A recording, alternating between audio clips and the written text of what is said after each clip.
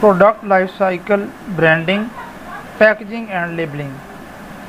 Product is the core concern of any firm.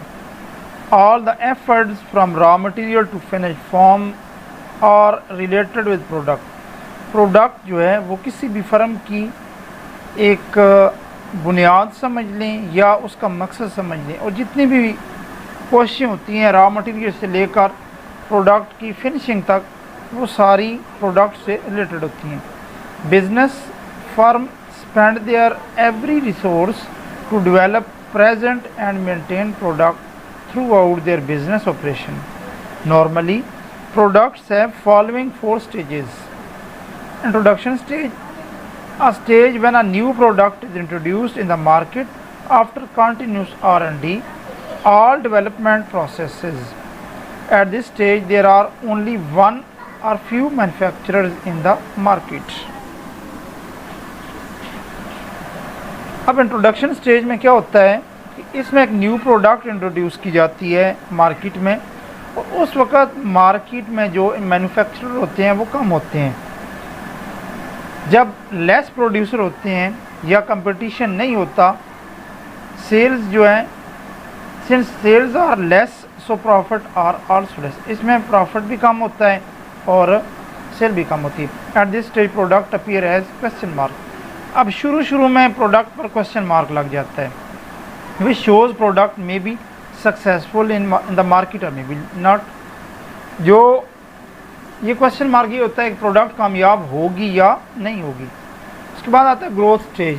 अब इस stage में क्या होता है, at this stage customers aware develops and people start knowing more and more about new product. अब इस stage पर क्या होता है, कस्टमर्स उस प्रोडक्ट के बारे में ज़्यादा जानकारी हासिल करते हैं और सेल जो है वो इंक्रीज़ होती है.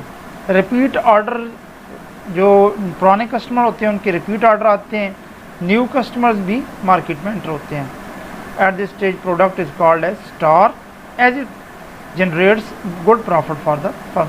अब इस स्टेज पर प्रोडक्ट जो है ये स्टार का दर्जा रखती है क्योंकि ये फर्म को ज़्यादा प्रॉफिट जनरेट कर रही है. Maturity stage, since at this stage people become more and more aware with the new product in the market, so here comes the time when not only product becomes stable but people also start recognizing company with the reference of that particular product. अब इसमें क्या होता है कि लोग उस product के बारे में जानकारी जो है उनको काफ़ी देर हो चुकी होती है जाने हुए, और वो उस कंपनी को उस प्रोडक्ट के ज़रिए मालूमात उसकी हासिल करते हैं. Here product gets share of mind.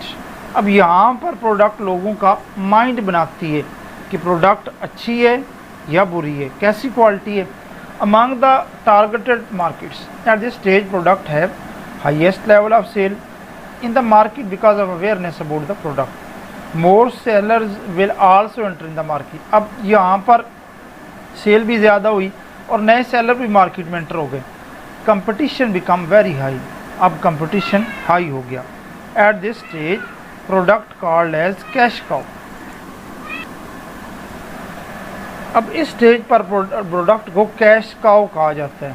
New profit margin में भी less than growth stage, but product again relatively more market share.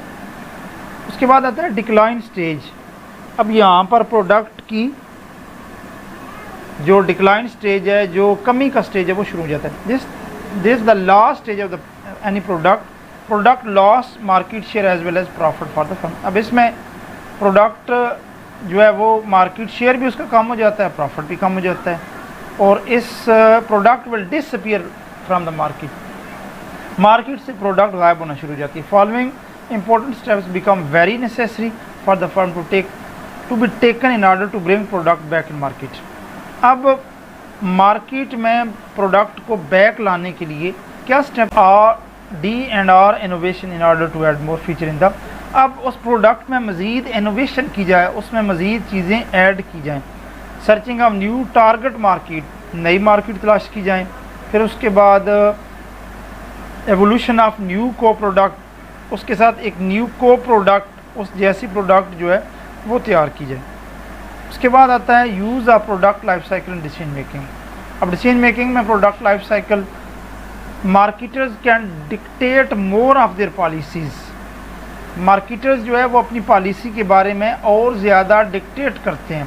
Eight this stage customers of the product are venturesome who like to try new ideas. अब इस stage पर customer जो हैं वो product खरीदते हैं, न्यू आइडियाज़ की experiment करते हैं। और marketers can keep the price high, marketers price high रखते हैं। Customers can afford to spend more money on a new product. क्योंकि प्रोडक्ट नई होती है तो कस्टमर हाई प्राइस पर भी प्रोडक्ट को ख़रीदते हैं।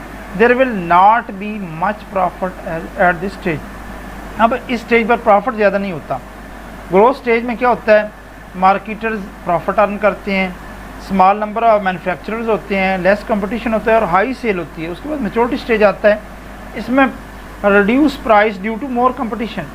अब इसमें प्राइस कम हो जाती है कंपटीशन की वजह से। स्पेंड मनी ऑन, अब इसमें रिसर्च और डेवलपमेंट पर रकम खर्च होती है। Spend money to promote the brand name of the product, और ब्रांड नेम को प्रमोट करने में पैसे खर्च होते हैं। Marketer will also revise their marketing strategies. अब मार्केटर क्या करते हैं, वो अपनी मार्केटिंग स्ट्रेटजीज़ को रिवाइज करते हैं। They will find new segment of the market for their product. अब वो मार्केट के नए सेगमेंट तलाश करते हैं। Per unit profit might reduce eight this stage. अब पर यूनिट प्रॉफिट इस स्टेज में कम होता है। डिक्लाइन स्टेज में क्या होता है, marketer should sell the product to selective customer. अब इसमें वो ख़ास जो कस्टमर है उनको प्रोडक्ट सेल करते हैं। At this stage marketers will introduce innovation in the market to keep their sales high. अब यहाँ पर वो नई नई ईजादात करते हैं ताकि उनकी सेल्स हाई रह सकें। Brand is a symbol, sign, a type of writing, a colour, a design और a combination of all these things to identify a product. अब ब्रांड क्या होता है, एक साइन हो सकता है, एक राइटिंग हो सकती है, कलर हो सकता है, डिज़ाइन हो सकता है, या इन सारी चीज़ों को कम्बिनेशन हो सकता है। Branding process, branding is a process in which any identification is suggested for the product. अब ब्रांडिंग प्रोसेस, इसमें एक प्रोडक्ट को एक जो है आइडेंटिफिकेशन दे दी जाती है। Brand quality is the equity, brand equity is the loyalty of the customers attach to the product. अब ये कस्टमर्स की लॉयल्टी है जो प्रोडक्ट के साथ अटैच की जाती है। Brand awareness is the extent to which customer knows और recall the brand of the product. अब इसमें कस्टमर्स को प्रोडक्ट के बारे में अवेयरनेस दी जाती है। उसके बाद आता है types of brand. National brands हैं, if some brand is sold throughout the country. अब ये कंट्री के अंदर ही अगर रहे तो ये नेशनल है। लाइसेंस ब्रांड है, seller buy the right to sell that brand in the market. अब इसमें सेलर्स को ये राइट दे दिया जाता है कि वो अपनी प्रोडक्ट मार्केट में सेल करें। उसके बाद प्राइवेट ब्रांड्स है, manufacture use the brand of some retailers while manufacture. अब इसमें किसी और का जो ब्रांड है वो यूज़ किया जाता है।